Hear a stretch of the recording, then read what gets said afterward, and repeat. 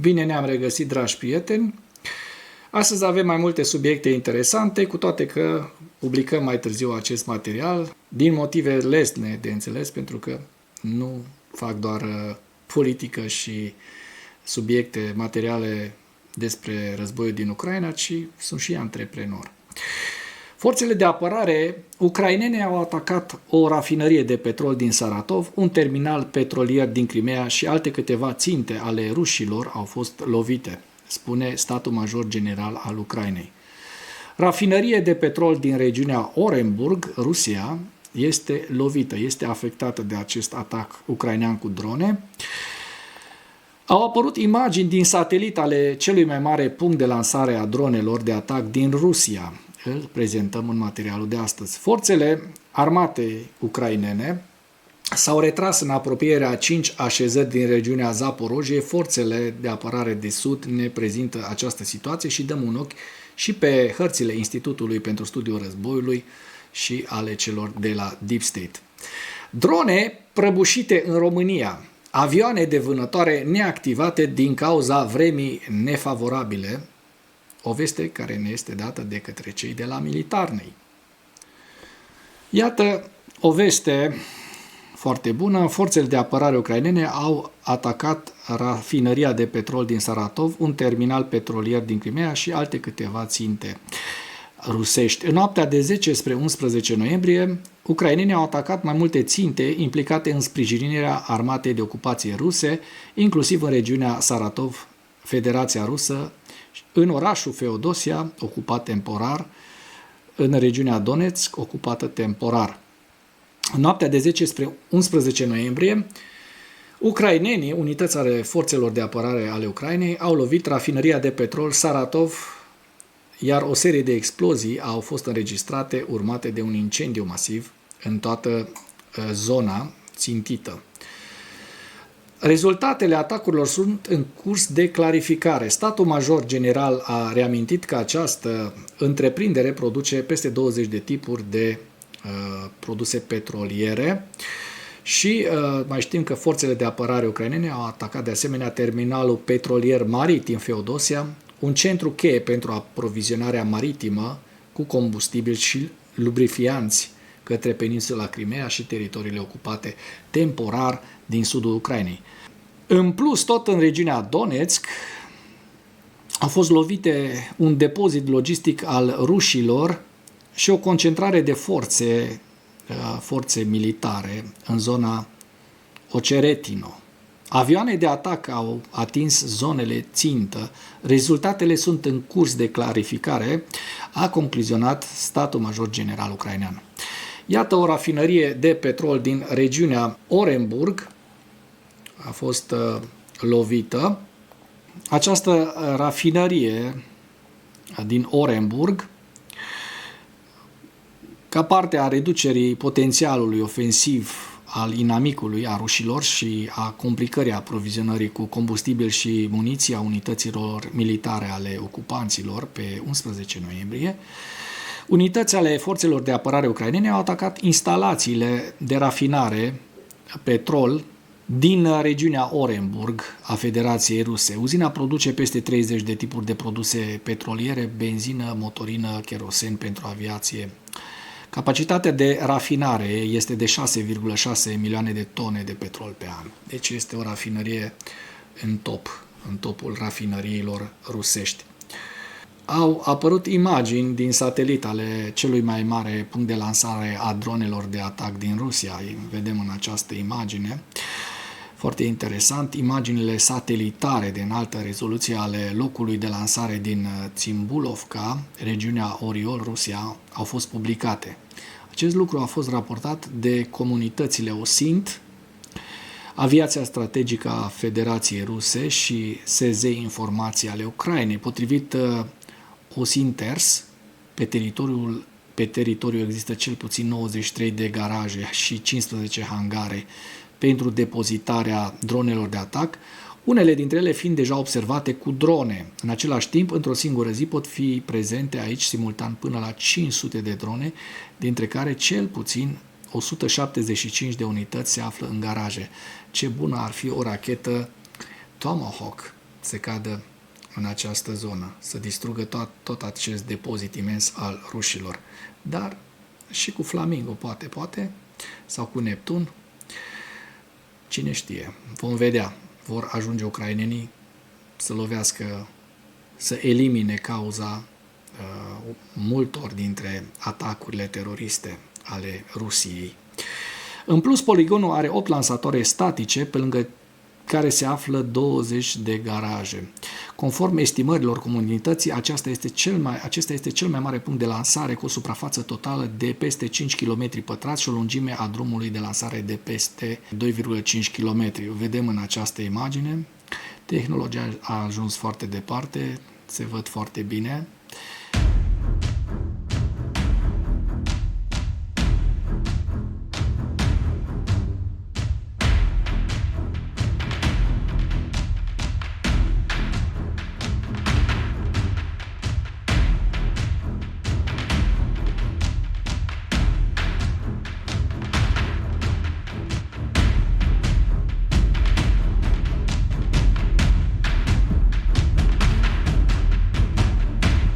Forțele de apărare ucrainene anterior au atacat baza de depozitare Shahed din Donetsk, material pe care vi l-am prezentat ieri.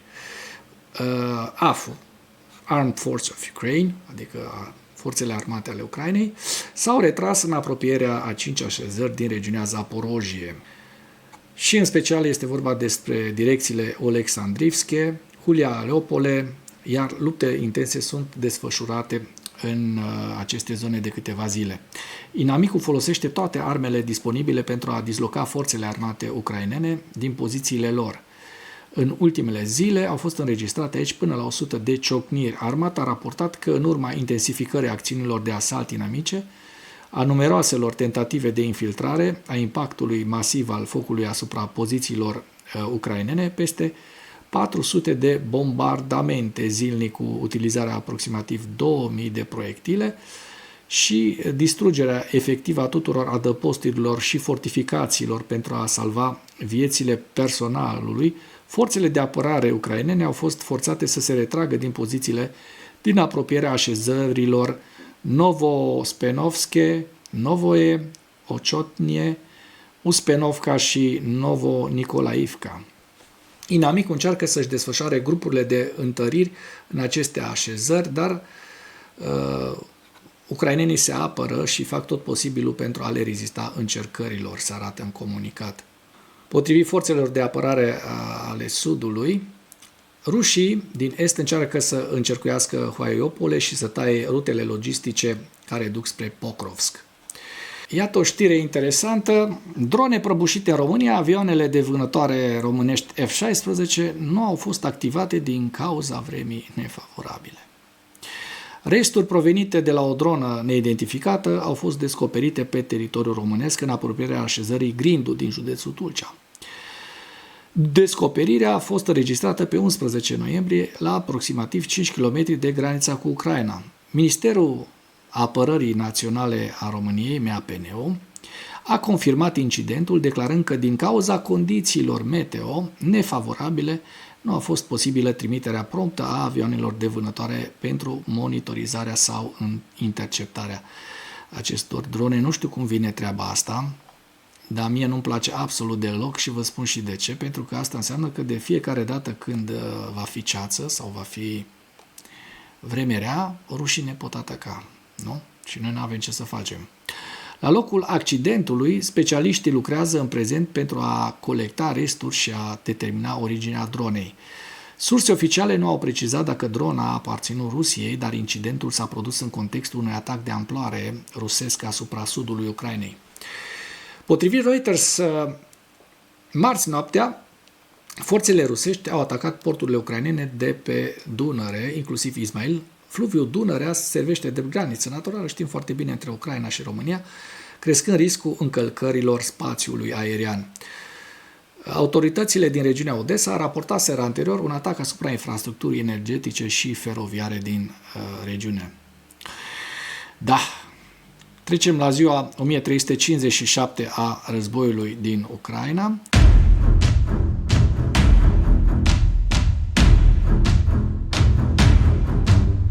și avem principalele pierderi rusești în ultimele 24 de ore, care se ridică la 1020 de militari, un vehicul blindat de luptă, 17 piese de artilerie, un lansator de rachete, ucrainenii reușind să doboare în ultimele 24 de ore și 217 drone rusești.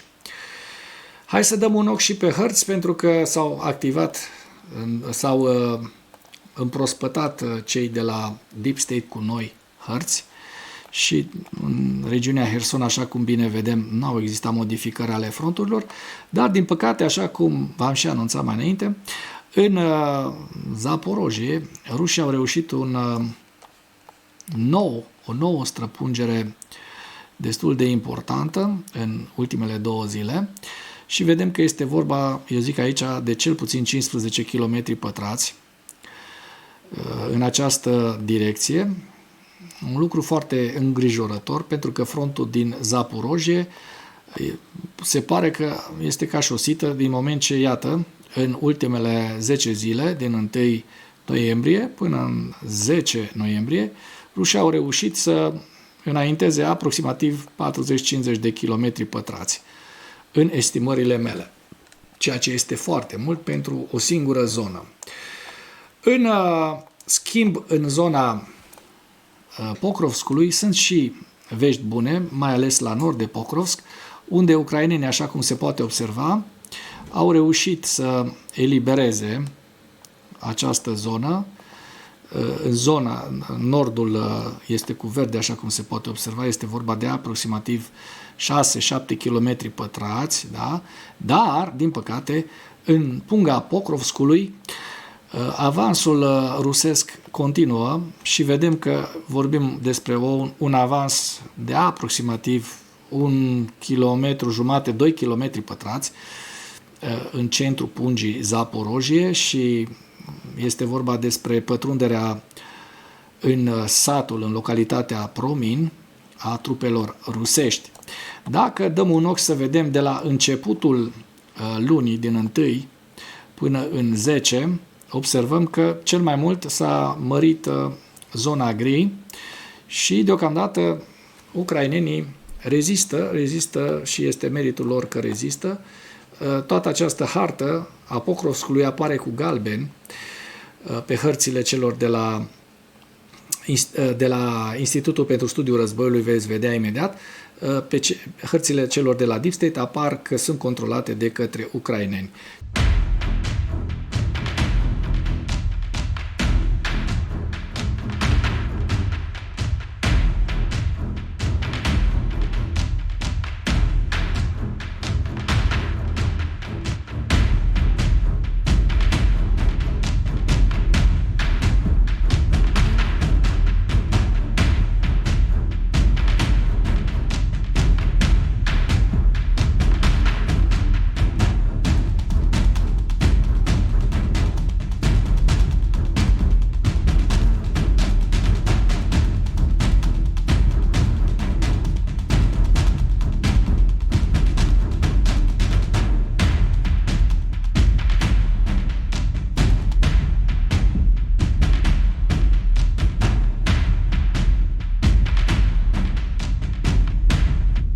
Și cu acest ultim detaliu încheiem materialul nostru de astăzi cu îndemnul. Dacă ați găsit informații utile în acest videoclip, nu ezitați să-l distribuiți pentru a ajunge la cât mai multă lume. Mulțumesc mult!